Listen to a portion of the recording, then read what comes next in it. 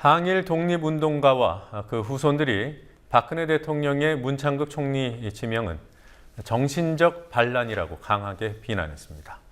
국방부가 퇴직자들의 신분증을 엉망으로 관리해서 내부 정보가 유출됐다는 감사원 감사 결과가 나왔습니다. 오늘 있었던 뉴스들 정리해 보겠습니다. 황준호 뉴스 취재팀장 나와 있습니다. 어서 오십시오. 예.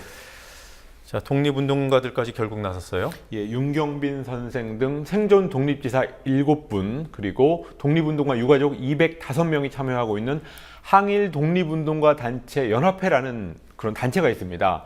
오늘 국회 정론관에서 기자회견을 했습니다. 이분들은 문창극 사태는 한 개인의 언행 차원의 문제가 아니라 인사권을 쥐고 있는 청와대의 문제고 박근혜 대통령의 문제라고 정면으로 박근혜 대통령을 비판했습니다. 그러면서 헌법 정신을 부인하는 사람을 국가 주요 직책에 임명하는 행위는 대통령의 인사권을 벗어난 정신적인 반란 행위라고 강력히 질타했습니다. 네. 그만큼 정신적인 충격, 고통이 심각하다 이렇게 볼 수 있겠네요. 예, 이분들이 화가 단단히 나신 것 같은데요. 다음 성명 내용을 들어보시면 이분들이 얼마나 화가 나셨는지를 알 수 있을 것 같습니다. 박 대통령의 이런 역사 왜곡 DNA는 다카키 마사오의 딸이기 때문에 어쩔 수 없는 것인지 의구심이 든다 라는 말을 했고요. 또 박정희 대통령이 친일파 중심의 정권을 구성했듯이 박근혜 정부도 앞으로 수많은 문창극 사태를 야기시킬 가능성이 있다라는 말을 했습니다. 네.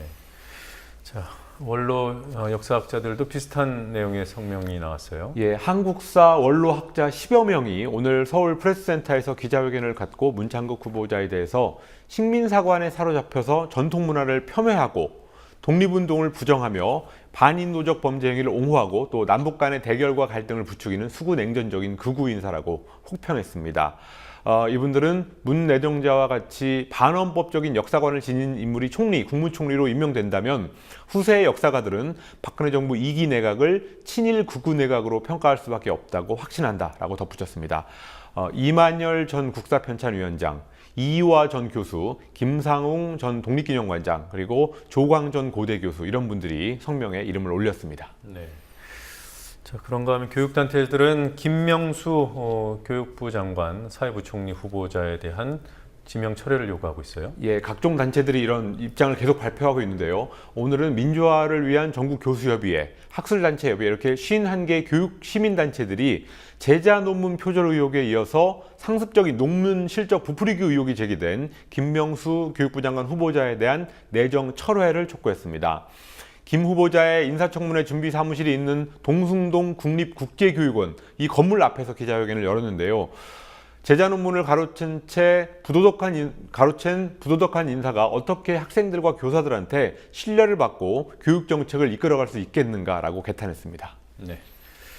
자, 그리고 국방부가 퇴직자 신분증을 제대로 관리 안 해서 정보가 샜다. 예. 뭐 어떤 얘기예요? 퇴직한 공무원들의 출입증이라든지 또 공무원증 이런 것들을 바로 회수해야 되는데 그렇지 않아서 군 내부 정보가 유출돼서 민간업체의 돈벌이에 이용됐다는 사실이 감사원에 의해서 적발됐습니다. 네. 뭐 여러 가지 사례가 나왔는데요. 한 가지만 말씀드리겠습니다. 국방부 산하의 주한미군기지 이전 사업단에서 근무했던 사람이 있었는데요. 공무원이었는데 2010년 초에 퇴직했지만 그 후에 1년 5개월이 지나도록 출입증을 반납하지 않고 1년 5개월 후에야 이 사람이 출입증이 안 걷어졌다는 사실이 확인됐습니다. 그러면서 이 직원은 1년 5개월 동안 주한미군기지 이전 사업단을 나온 후에도 이분은 부동산 개발업체 임원으로 취직을 했는데요. 이 공무원증과 출입증을 반납하지 않아서 자기가 근무하던 사업단을 자기 마음대로 드러났다는 사실이 드러났습니다. 이렇게 해서 그 부동산 개발업체에 총 81억 원의 부당 이득을 챙기게 했다는 그런 결과가 나왔습니다. 보안을 생명으로 하는 군 조직인데 이런 놀라운 있을 수 없는 일이 일어난 셈입니다. 군 출신 인사가 부동산 개발업체에 취직을 해서 임원으로 취직해서 예. 다시 자기가 다니던 군부대를 들락날락했다는 거죠. 그렇습니다. 그래서 어떤 이익을 취할 수 있는 거죠? 일단 그 부동산 개발 정보 이런 것들을 그리고 어느 지역을 기지로 사들인다 이런 정보를 미리 알아가지고 거기에 땅을 산다거나 이런 식으로 해서 총 81억 원의 부당 이득을 취했다고 합니다. 그러니까 군 내부 정보를 취득하러 들어갔던 거군요. 예. 네. 자, 이 밖에 또 어떤 뉴스들이 있었습니까? 문형표 보건복지부 장관이 담배에 부과되고 있는 건강증진기금을 술에 부과하지 않는 것이 맞는 건지 고민해 봐야 된다라고 말해서 술값에도 추가로 세금을 붙이겠다는 뜻을 시사했습니다. 새누리당 박성원 의원의 해운비리 연루 의혹을 수사하고 있는 검찰이 항만 하역 전문업체 등 박 의원한테 정기적으로 후원금을 낸 인천 지역 기업 4곳에서 5곳을 수사하고 있습니다. 특히 법적 후원금 한도를 넘는 돈이 흘러들어간 정황을 포착하고 대가성 여부를 살펴보고 있다고 합니다. 네. 일본 정부가 집단 자위권을 행사할 수 있도록 헌법 해석을 변경하는 국무회의 결정문을 여당에 정식으로 내놓는 것을 보고 중국이 정상적인 정신 상태부터 회복하라고 거세게 비난했습니다.